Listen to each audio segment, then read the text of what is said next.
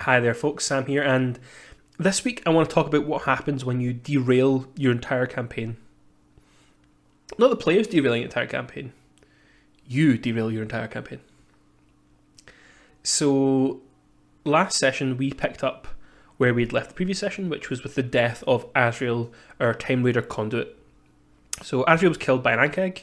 It was kind of like I discussed last week. It was something of a random encounter, although there was threads to maybe follow from it.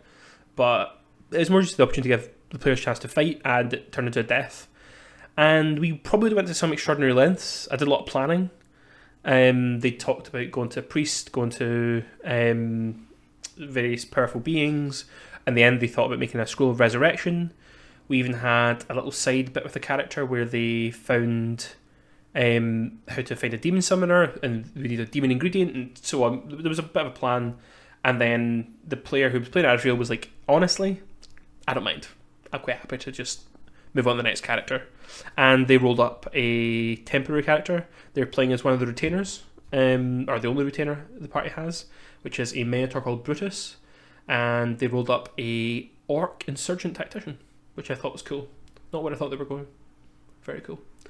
And that kind of meant we took the moment at the start of the session to kind of say, hey, Azrael's dead. How do we feel about that? A couple people said a few things. We divvied up his loot, and then they embalmed him because they're going to come back to it later. They may resurrect him at a later date, but it's not a pressing concern. They decided to take a day's respite to get their recoveries back after that fight. And then for them, it was all about the Actian School.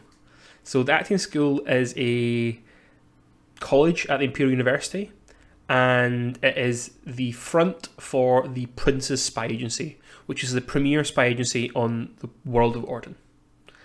And the players have the connection to it from other characters they met at Lord Cashmere's ball, Ephraim the Impatient, a devil, and they had met Cosimo and the I said dark elf, I meant to say high elf assassin, the Daruk, who has some cool art.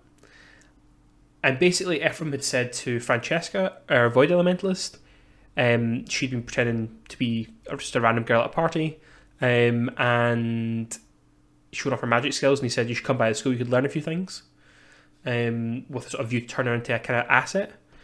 She was somewhat noble, somewhat magical, who knows what information you can get out of her.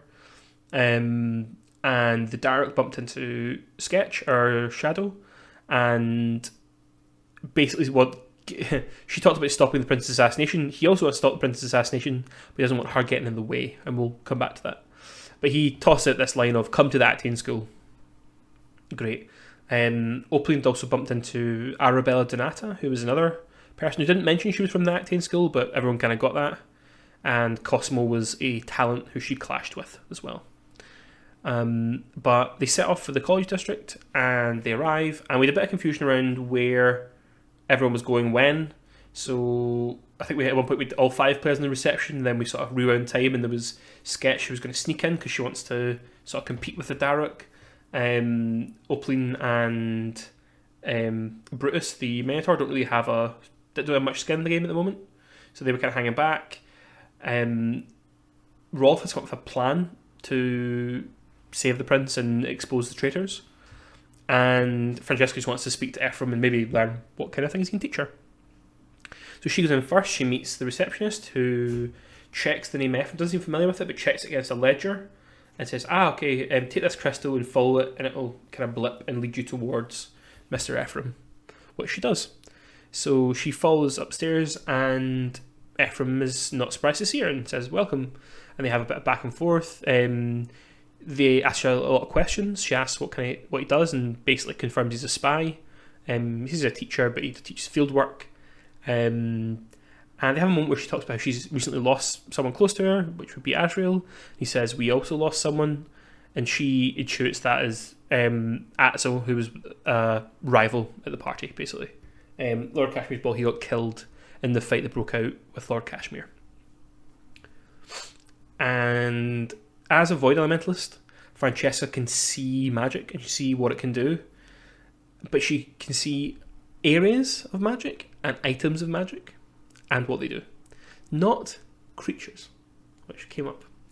So I said, well, you see two items on him. You see a portable cloud, which can be used to block line of sight, which I don't think she realised, but basically could block her portals, which she knows she has. And it was also Professor Veritissimo's quaff and huff stuff, I think. It's basically truth potion.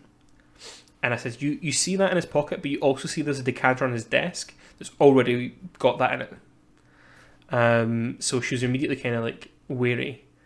But as they banter back and forth, try to get information out of each other, she's kind of saying, we don't work for anyone, we just want to help the city. And he's like, that's what we want to do, you know? And they got on quite well. And I can't remember how it came up, but he basically pours the huff stuff into the decanter, sort of double dosing it. And I decided to do that because I had Francesca roll to see how subtly because she's studying something to learn what his magic is. Like, how subtly are you doing this? And I think he picked up that she'd noted these things. So he wanted to be very overt and not do anything that would raise a suspicion. And one thing about the potion is once you drink it, you can't lie for an hour. Every statement you say has to be true. You also are people who have an edge on presence and intuition tests to make you speak, basically. There's a double edge if you don't know you've been poisoned, or vice versa. So kind of almost in like some weird game of chicken, they both pick up a glass and they're kind of holding it to their lips, and then they both drink. Or that's how it appears. I thought they would roll to check this. I did have a perception check. I think I had him roll stealth or I had him roll something. There was some roll involved, and he puts it to his lips, doesn't swallow it, but Francesca does. I actually don't think he ended up lying at all, but it was cool to me that he thought the truth was a more powerful tool, and they start sharing information back and forth, and basically confirms he knows that she's part of a group, and he kind of suspects she's a spy, although now he kind of thinks she's not because she's telling him everything. And he says, why don't you go with your friends and I'll arrange to bring the Derek and your friends and we'll go to our boss and we'll talk this out. So she goes off to go gather everyone, he goes off to find Atso, and then we skip to Sketch, who's outside. Now Sketch's complication means you can walk through walls, so she's like, I want to sneak in. And I was like, okay, well, you can go anywhere you like. So she kind of nonchalantly goes backwards through a wall in an empty classroom, and I described how, again, there's no one here. The only people who've been seen in this building so far are the receptionist and Ephraim. So she wanders over and she picks up a book. And I was like, oh, there's maths books, there's anatomy, all that kind of stuff, architecture. And I said, but there's no creases on the spine, and there's kind of dust around them, but nothing kind of on the sides. And she was like, I think these are fake books. And if she'd opened them, they would have been, in fact, blank books. Although, now I think I would have changed that in hindsight, because I think the acting school would just source real books. I think they're that good, that clever. There is teaching done here, but it's not the kind of basic kind.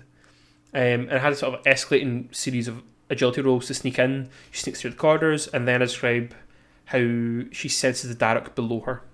So Sketch, when she met the Derek, branded him with one of her sigils as a revenant, so she can sense where he is.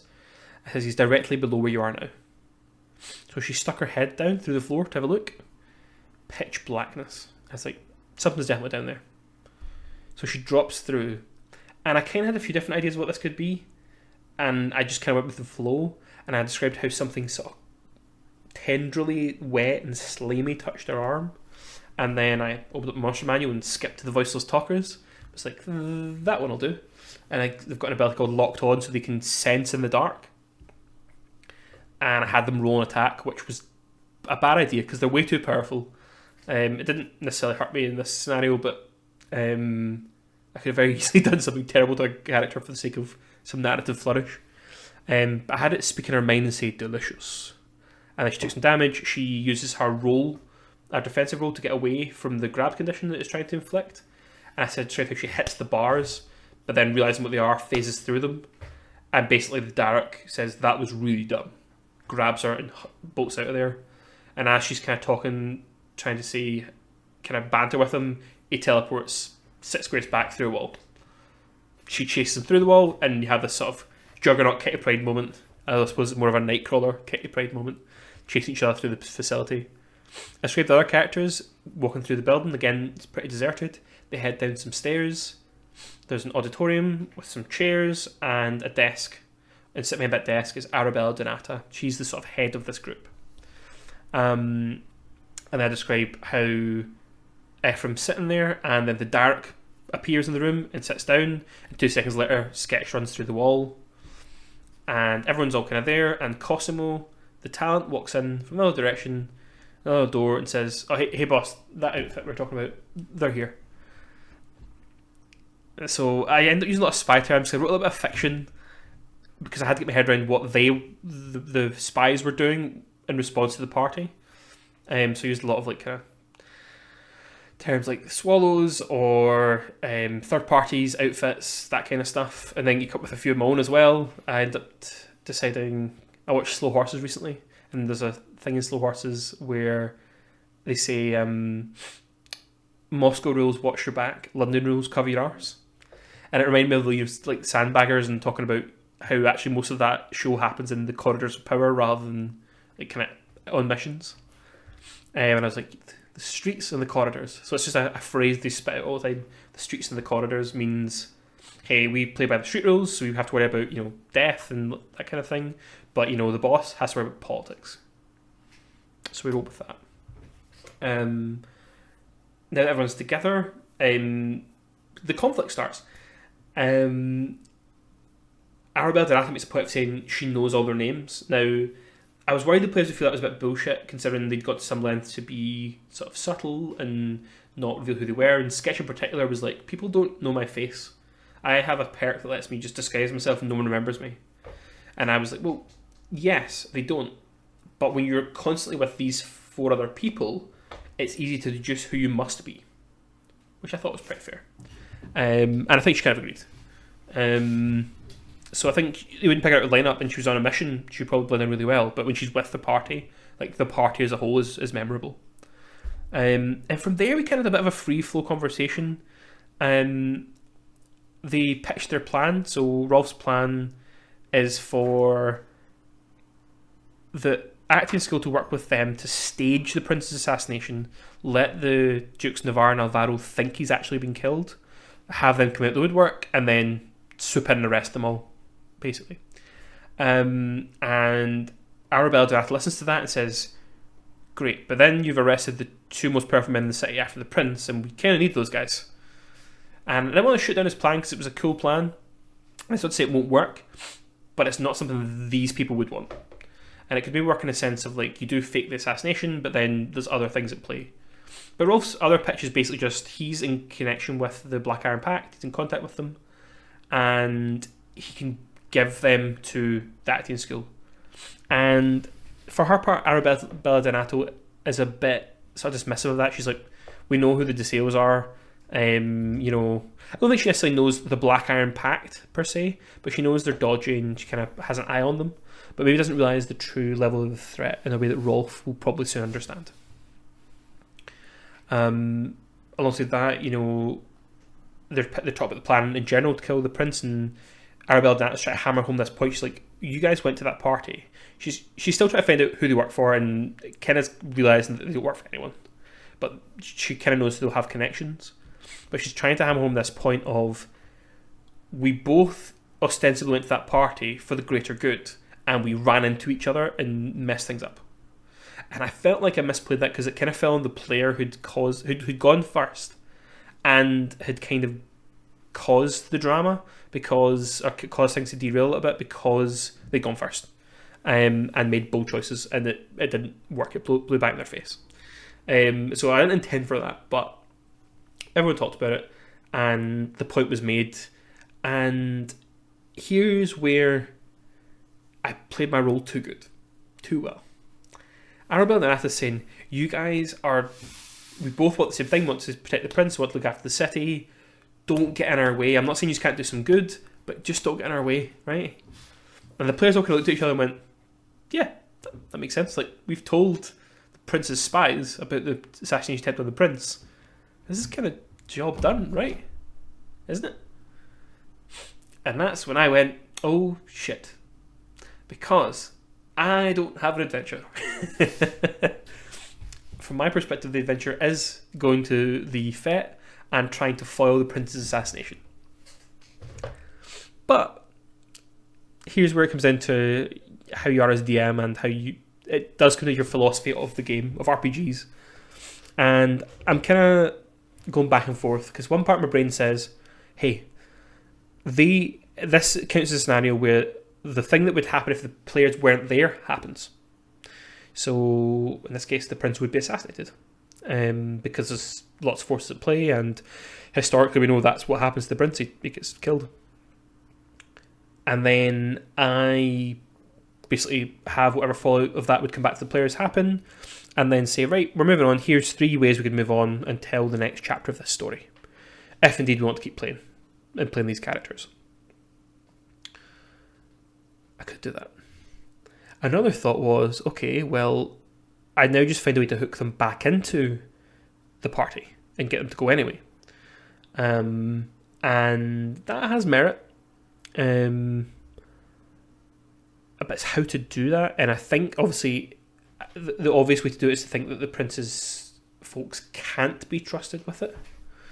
And I'm not sure if I want to play that card yet, because I had this notion of the players foiling 2 different plans to kill the prince, and then eventually Lord Latimer just killed him.